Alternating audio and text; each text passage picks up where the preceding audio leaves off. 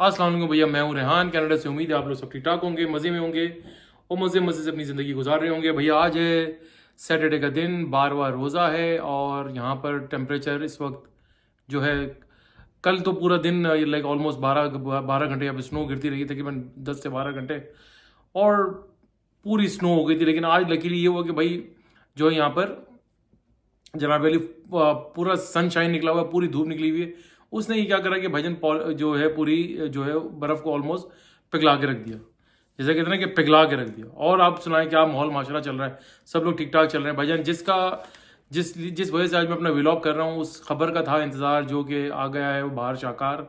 यहाँ पर immigration policy जो है अब May 1 2024 से चेंज होना चाहती है। उसका बहुत ज़्यादा असरात होंगे और बहुत ज़्यादा चीज़ें होंगी जो मैं आपको बता दूं।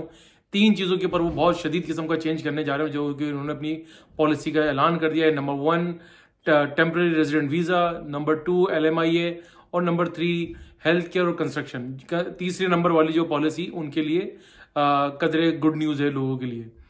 भाईजान हुआ ये है कि उन्होंने जो ऐलान किया, मार्क मिलर साहब ने, जो यहाँ के इमिग्रेशन मिनिस्टर हैं, उन्होंने कह दिया कि भाईजान की टेम्प्रेरी वीज़ा जो है यहाँ पर जो है पहले था 6.2%, यानी कि यहाँ कनाडा की जो आबादी है तकरीबन 4 करोड़ की आबादी है, तो 6.2% जो टेम्प्रेरी रेजिडेंट्स आते थे उसके अंदर वर्क परमिट वाले और स्टूडेंट्स वगैरह सब मिलकर तकरीबन 25 लाख लोग जो है यहाँ पर रह रहे थे, जिसको वो 6.2 से रिड्यूस करके अब वो लेके जा रहे हैं 5% के ऊपर, यानी कि 25 लाख जो है रिड्यूस कर देंगे। 25 लाख यानी 5 लाख, सॉरी 5 लाख रिड्यूस हो जाएंगे।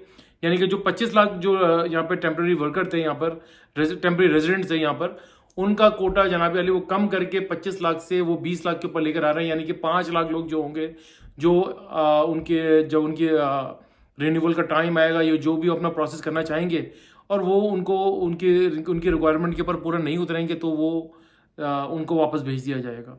तो it's again very sad news. और ये बड़ी कोई जो है वो पॉलिसी बड़ी शदीद किस्म की चेंज करने जा रहे हैं।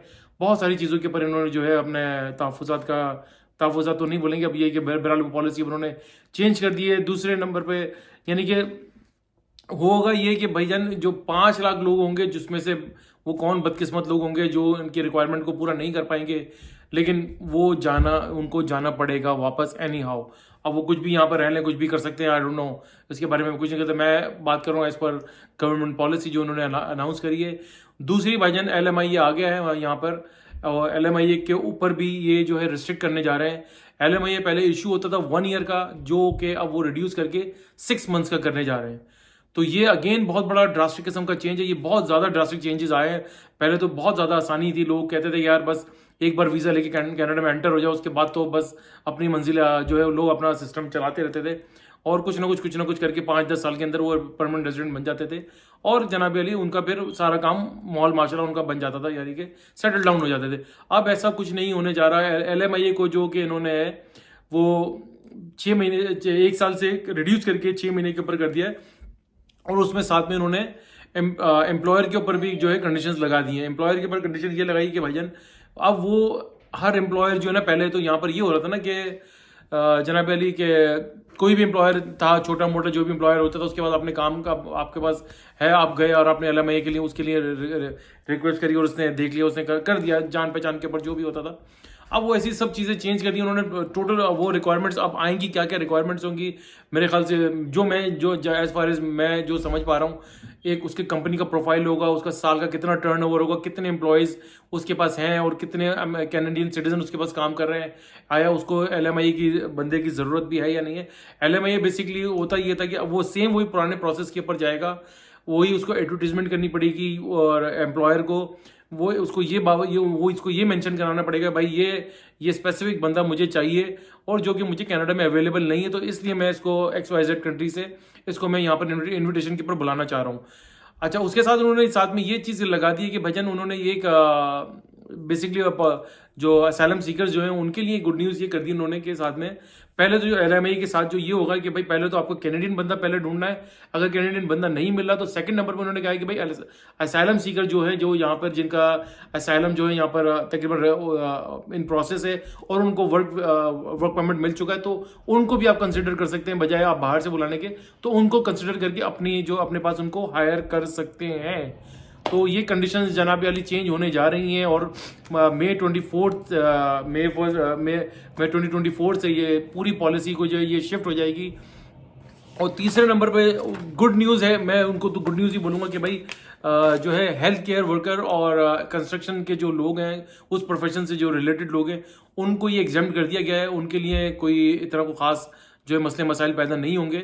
और बाकी ये कोटा वोटा जो लोग कहते हैं कि भाई ये विजिट वीज़ा का बेसिकली कोई कोटा नहीं होता। Visit visa as per their requirement होता है, क्योंकि विजिट वीज़े के ऊपर आप यहाँ पर आके काम नहीं कर सकते। एज अ विजिटर आ रहे हैं, किसी को विजिट करने आ रहे हैं, XYZ किसी कॉन्फ्रेंस में शरीक होने आ रहे हैं, किसी रिलेटिव को मिलने आ रहे हैं, किसी अपने जानने वाले को मिलने आ रहे हैं, जो भी मिलने आ रहे हैं, अपने बच्चों को मिलने आ रहे हैं। लेकिन वो ऐसा उनको जो है वो विजिट वीज़ा को, जो लोग कहते हैं कि विजिट वीज़ा का भी कोटा कम करती है, वो एमओको की जन्नत में रहते हैं। वो आपको बेसिकली पागल ही बना रहे होते हैं कि यार विजिट वीज़े के ऊपर ये सारी चीज़ हो जाती हैं। बहरहाल ये सब चीज़ें होंगी। और एक और शोबा है जो हॉस्पिटैलिटी और एक दूसरा एक प्रोविंस है, दूसरा एक शोबा है जो मुझे इतना इनकी उसके ऊपर नहीं आया, वो भी बताया जाएगा। तो इन 3 शोबों के ऊपर जो है थोड़ा सा ये एग्जाम्पशन आ रही है। बाकी जो है LMIA और टेम्प्रेरी लाइक रेजिडेंट जो होते हैं बेचारे, जो लाइक स्टूडेंट होते हैं जो वर्क परमिट वगैरह पर आते हैं, वो बेसिकली टेम्प्रेरी रेजिडेंट्स कहलाते हैं। परमानेंट रेजिडेंट और टेम्प्रेरी रेजिडेंट्स के अंदर हमेशा जो है आप लोग डिफ्रेंशिएट कीजिएगा। परमानेंट रेजिडेंट वो होते हैं कि जो भाईजान आपके क्या नाम है इसका आपके PR कार्ड के ऊपर आते हैं, जो एक्सप्रेस एंट्री पे आते हैं, जो अपने पॉइंट्स को पूरे करके आते हैं, दे आर परमानेंट रेजिडेंट्स। जो आपके वो 3 साल के बाद जो है 5 साल में 3 साल उनको पूरे करने होते हैं, उसके बाद वो अपना वो कैनेडियन पासपोर्ट के लिए अप्लाई करते। तो ये स्टूडेंट्स और जो टेम्प्रेरी वर्कर होते हैं उनकी थोड़ी सी मंजिल जो है ज़रा दूर होती है। वो मीट तो कर जाते हैं, लेकिन उनकी बड़ी स्ट्रगल, वो कहते हैं कि बेचारे बस वो चलते रहते। स्पेशली स्टूडेंट्स के साथ तो बहुत ज़्यादा ही प्रॉब्लम्स होती हैं। और दूसरा और ये पॉलिसी करने जा रहे हैं कि अदर प्रोफेशनल्स के ऊपर के जो अदर शोबा जाते हैं उनको भी रिस्ट्रिक्टेड करने जा रहे हैं।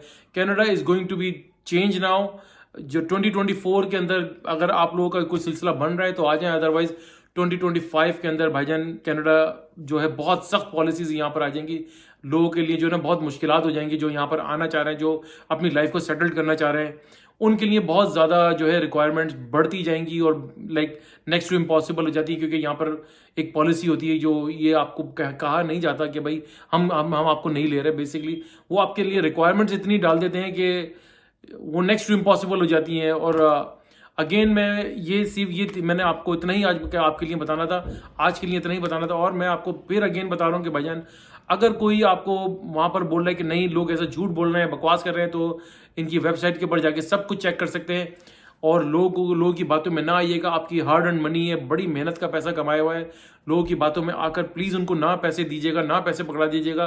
वो लाख रुपए करके जो ना आपसे 7-8 महीने के अंदर 15-20 लाख रुपए ऐंठ लेते हैं और एंड में कोई रिजल्ट नहीं था। ऐसी सैकड़ों मिसालें मेरे पास है। ऐसे सैकड़ों लोग जो बेचारे लुट चुके हैं, जो जिनके लिए जो है ना वो बिल्कुल उनको अननोन होते हैं, या तो स्टडी नहीं करते या फिर वो रिसर्च नहीं करते, और ये ऐसे लोगों की झांसों में आ जाते हैं।